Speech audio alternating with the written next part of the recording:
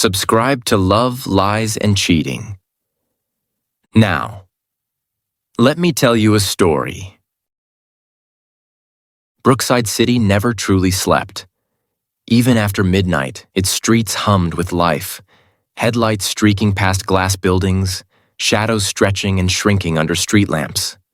It was the kind of city where ambition thrived, where love bloomed quickly and rotted just as fast, and where secrets found a way to linger long after they should have been buried.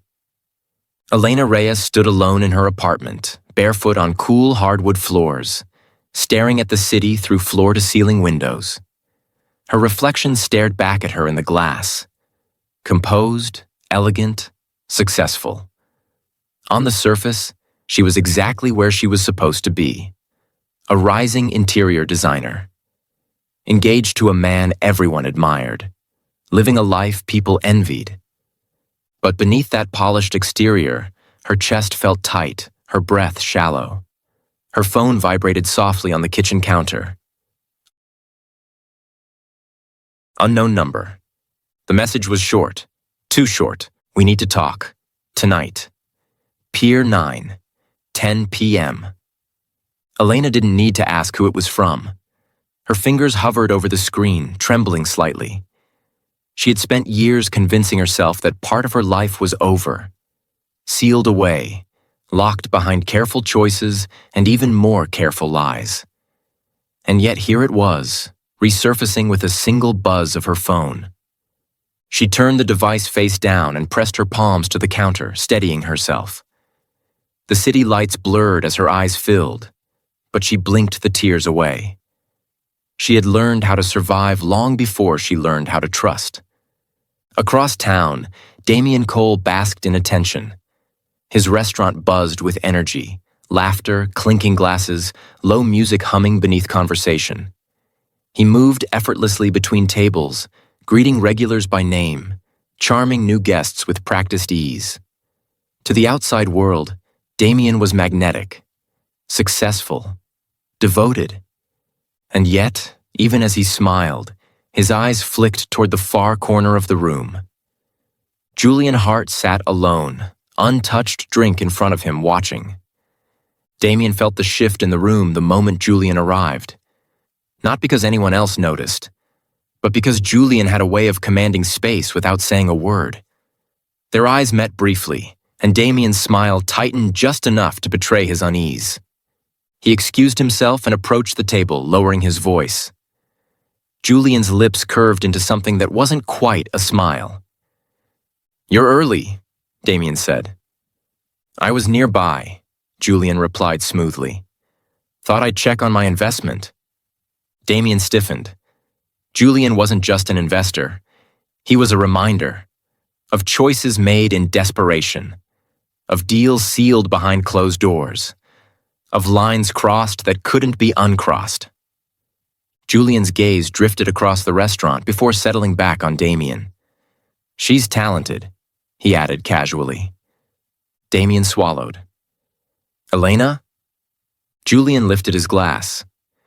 "Your fiancé and your designer. Convenient." The word hung between them, sharp and loaded. That afternoon, Elena met Mara Sinclair at their usual cafe, a sunlit corner table they had claimed years ago, back when life felt simpler and trust came easily. Mara looked flawless as ever, legs crossed, espresso untouched. But her eyes sharpened the moment Elena sat down. "He reached out," Elena said quietly, cutting straight through the small talk. Mara's jaw tightened. "You shouldn't go." "I don't have a choice." Mara leaned forward, her voice dropping. "You always have a choice. You just don't always like the cost." Elena forced a smile. "I need closure." Mara's fingers wrapped around Elena's wrist, gripping harder than necessary. "Promise me you'll text me, constantly." There was something frantic beneath her concern. Something Elena didn't have the energy to question. She nodded, even as a pit formed in her stomach. That night, fog rolled in off the water, swallowing Pier 9 in thick, silvery haze. Elena parked beneath a flickering lamp and stepped out of her car, her heels clicking too loudly in the quiet. The air smelled of salt and rust and old regrets. She checked her phone. 10:01 p.m. Footsteps echoed behind her. She turned, heart racing, only to find Sophie Lynn standing there, eyes wide, breath uneven. "What are you doing here?" Elena asked. Sophie swallowed. "You think I don't know?" The words landed harder than any accusation. Sophie stepped closer, her voice shaking. "You think I don't see the emails, the calendar invites, the gaps that don't make sense?" Elena felt the ground tilt beneath her. "You shouldn't be here." "Neither should you." Before Elena could respond, Sophie's phone buzzed. She glanced at the screen, her face draining of color. Without another word, she turned and disappeared into the fog, leaving Elena alone with 1,000 unanswered questions.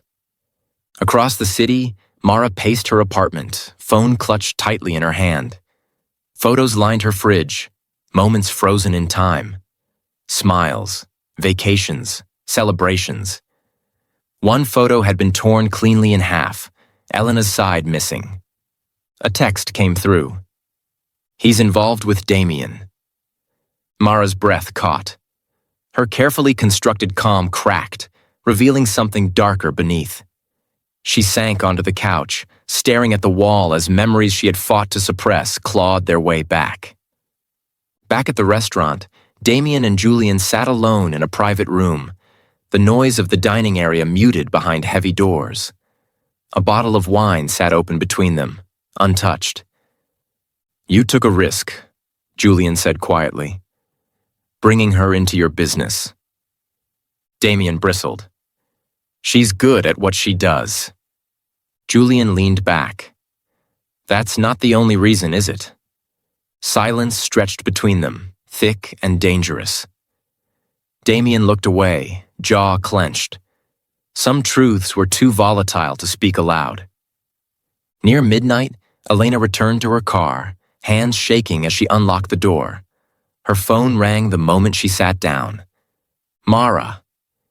"Don't trust him," Mara said, voice urgent. "Any of them." Elena opened her mouth to ask what she meant, but headlights suddenly flared in her rearview mirror. A black SUV sped toward the pier entrance, tires screeching as it veered too close for comfort. Elena's heart slammed in her chest. And just as the vehicle cut across her path, the world seemed to hold its breath. Because in Brookside City, secrets never stayed buried for long, and the truth always came with consequences. The headlights vanished as quickly as they appeared, leaving Elena alone at the pier with her heart pounding and her thoughts spiraling. The black SUV didn't stop. It didn't slow. It disappeared into the fog like a threat that didn't need to explain itself. Elena sat frozen behind the wheel, hands gripping the steering wheel so tightly her knuckles ached. For several long moments she didn't move. Then her phone buzzed. "Damien, where are you? I'm worried." The words made her laugh, a short, hollow sound that startled her. Worried. The same man who hadn't answered her calls all night. The same man who always seemed just a little too busy, a little too distracted, a little too distant lately. She didn't respond. Instead, she drove. When Elena arrived home, the apartment lights were already on. Damien sat on the couch, elbows on his knees, head in his hands like a man rehearsing remorse. He looked up the moment she walked in, relief flashing across his face. "Thank God," he said, standing quickly. "I didn't know where you were." Elena set her keys down slowly, calmly, too calmly. "You didn't answer your phone," she said. "I was in meetings," he replied instantly. Too instantly. She nodded once. "With Mara?" The name landed between them like a dropped plate. Damien froze. The silence stretched, heavy and undeniable. Elena watched his face change. Confusion giving way to calculation, calculation giving way to resignation. She realized in that moment that the truth hadn't just arrived. It had been living in her apartment all along. "How long?" she asked. Damien exhaled sharply and sat back down. It wasn't supposed to happen. Elena almost smiled. Almost. That wasn't the question. He rubbed his hands together, avoiding her eyes. "A year." The room tilted. "A year," she repeated quietly. "So every late night, every canceled plan, every time you told me I was overthinking, that was her." Damien looked up, tears in his eyes. "I love you." Elena's voice didn't rise. It didn't shake. That scared him more than yelling ever could. "No," she said. "You love how I make your life look stable. You love how I don't ask questions. You love that I trusted you." She pulled her phone from her pocket and placed it on the table between them. The screen lit up with messages. Screenshots Mara never meant for her to see. Dates, times, inside jokes, plans. Damien stared at them, his shoulders sagging. "You went through her phone?" he asked weakly. "She handed it to me," Elena replied. "By accident, or maybe on purpose. I don't know anymore." That's when the truth finally spilled out.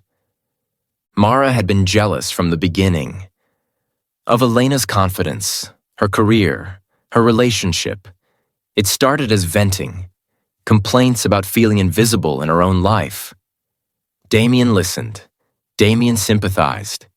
Damien crossed a line and never stepped back. By the time guilt showed up, it was already too late. "I was going to end it," Damien said. "I swear." Elena met his gaze. "You had a year." Tears slid down his face, but she felt nothing. Not anger, not sadness. Just clarity. She walked past him and opened the bedroom door. Then she stopped. "I saw the SUV tonight," she said without turning around. Damien stiffened. "I know," he said quietly. That was when Elena understood the final layer of betrayal. The meetings, the pressure, Julian, the money, the leverage, the way Damien's restaurant never seemed to struggle. "You didn't just cheat on me," she said. "You risked my safety." He didn't deny it. The next morning, Elena packed a single suitcase. She left the ring on the kitchen counter, placed carefully on a folded note. Trust isn't something you lose all at once.